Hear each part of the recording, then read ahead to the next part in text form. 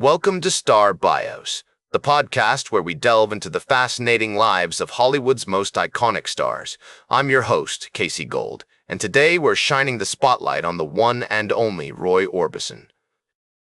With his powerful, soaring voice and timeless classics like Oh, Pretty Woman and Crying, Roy Orbison left an indelible mark on the music world. But before he became a rock legend, Roy Orbison was just a shy, introverted boy from Wink, Texas, with a passion for music that would eventually take him to the heights of stardom. Born on April 23, 1936, in Vernon, Texas, Roy Kelton Orbison grew up in a family that valued music and encouraged his early interest in singing and songwriting. His father, Orby Lee Orbison, was an oil rig worker, and his mother, Nadine Vesta Schultz, was a nurse. The Orbisons moved to Fort Worth, Texas, when Roy was just a toddler, and later settled in Wink, Texas, where Roy spent most of his childhood. Wink, with its dusty streets and small-town charm, was a world away from the bright lights and bustling energy of cities like New York or Los Angeles. Yet it was here that Roy Orbison developed his unique sound, shaped by the eclectic musical influences of his family and community. His parents, both music lovers, exposed him to a wide range of genres, from country and blues to gospel and rhythm and blues. As a child, Roy would often listen to the radio with his parents, mesmerized by the voices of crooners like Bing Crosby and Frank Sinatra. He was also fascinated by the emerging rockabilly sound, which combined elements of country, blues, and rhythm and blues.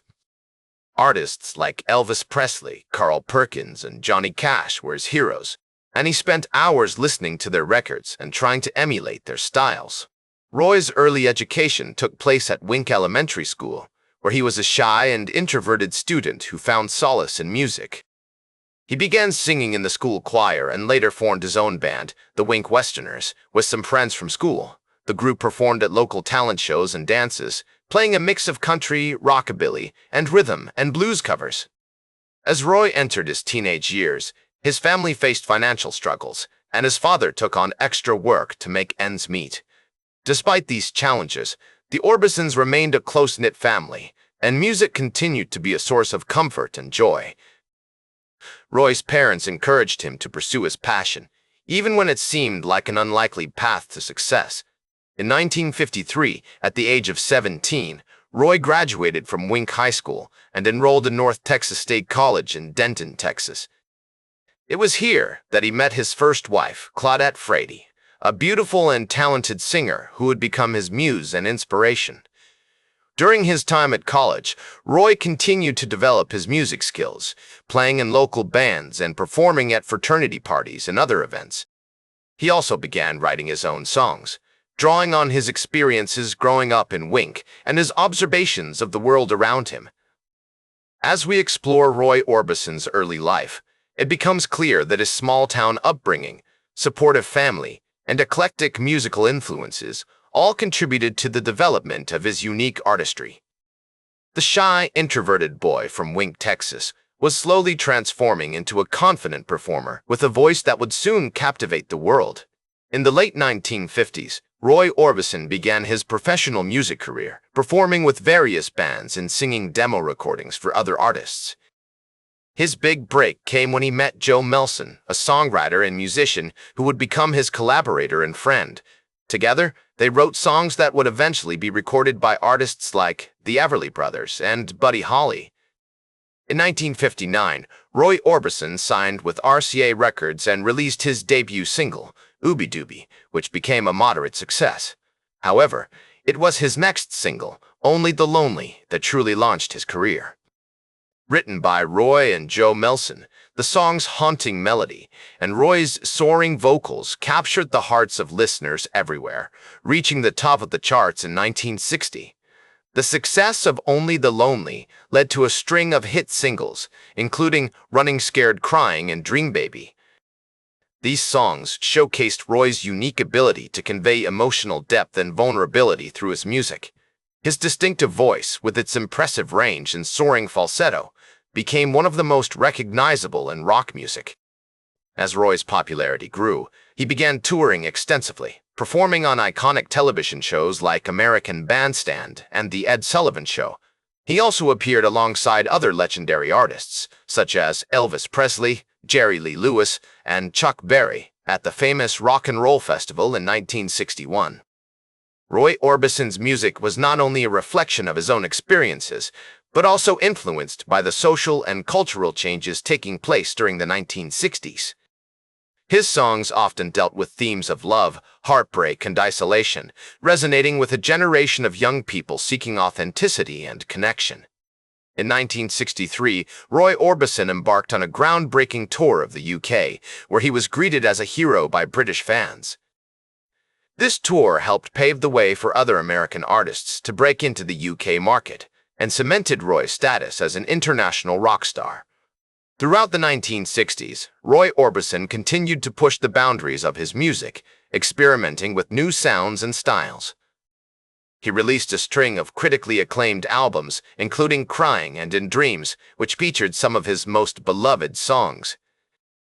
As we explore this pivotal period in Roy Orbison's life, it becomes clear that his remarkable talent, coupled with his dedication and perseverance, were the driving forces behind his success.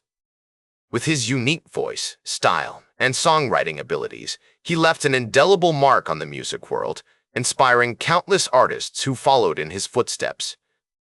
In the 1980s, Roy Orbison experienced a resurgence in popularity, thanks in part to his collaboration with the Traveling Wilburys, a supergroup consisting of Bob Dylan, George Harrison, Jeff Lynne, and Tom Petty. This project brought together some of the most talented musicians of the time, and their music was a testament to the power of creative collaboration. The Traveling Wilburys released 2 albums, Traveling Wilburys Volume 1 and Traveling Wilburys Volume 3, both of which featured Roy Orbison's distinctive vocals on several tracks. The group's music was a unique blend of rock, country, and folk, with each member bringing their own style and expertise to the table. One of the standout tracks from the first album is Handle with Care, which features Roy Orbison on lead vocals. This song showcases his incredible range and emotional delivery, and it's a testament to the chemistry between the band members. Sadly, Roy Orbison's time with the Traveling Wilburys was cut short when he passed away on December 6, 1988, at the age of 52. His death was a shock to the music world, and it marked the end of an era for one of rock's most beloved icons. Despite his untimely passing, Roy Orbison's legacy lived on through his music. In the years following his death, his songs experienced a resurgence in popularity, thanks in part to their inclusion in various films, TV shows, and commercials. In 1987, Roy Orbison had performed at a legendary concert at the Cochran Memorial Auditorium in Los Angeles, which was later released as the album A Black and White Night Live. This performance featured Roy Orbison backed by a talented ensemble of musicians, including Elvis Costello, Bruce Springsteen, and Tom Waits.